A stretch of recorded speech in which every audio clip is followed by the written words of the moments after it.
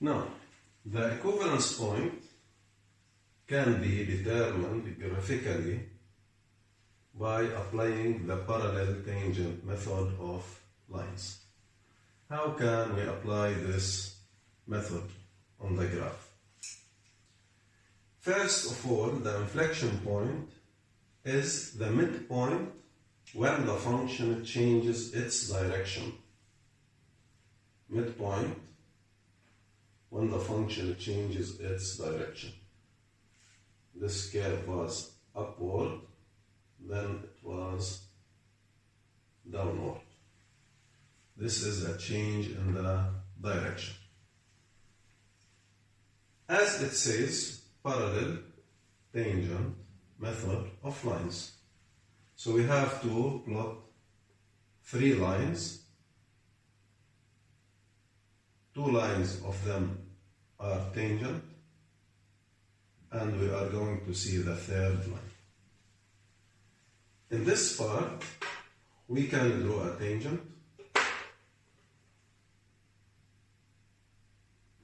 Approximately the angles inscribed are equal, approximately as much as possible.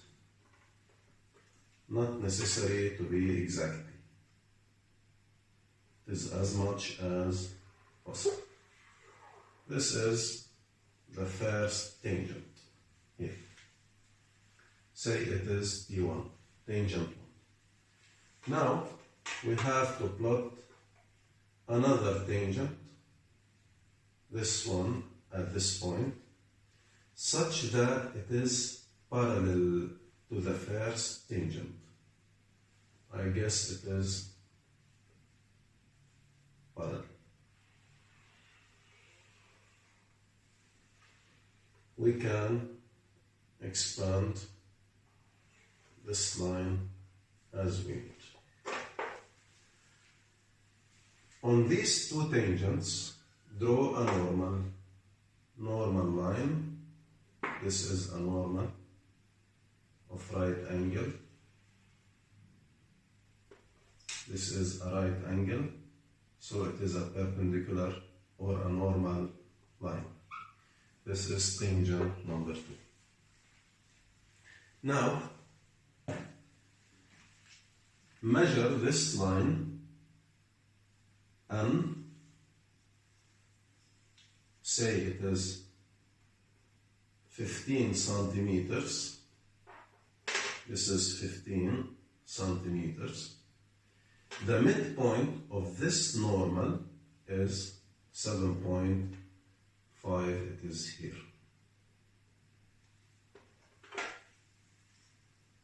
.5. This is 7.5.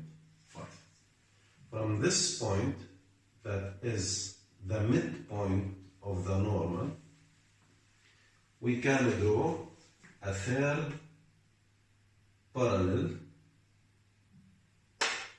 towards the sharp increase or sharp decrease in the titration curve when a strong acid is added on a strong base. I will sketch it later quickly. This is the 3rd parallel. Now, look at this intersection. This intersection represents the inflection point. Inflection point. That is called equivalence point. If we see the pH at this point, yes, it is corresponding to 7, and this is right. And here it must be corresponding to 10, and this is right. The equivalence point, as we mentioned in the first and the second lesson of the titration curve.